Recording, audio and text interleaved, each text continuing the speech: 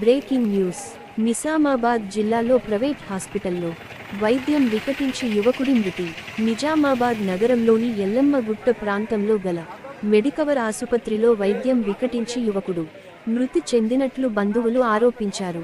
నవీపేటకు చెందిన నారాయణ 36కి గుండెపోటు రాగా వారం క్రితం బంధువులు ఆసుపత్రిలో చేర్పించారు.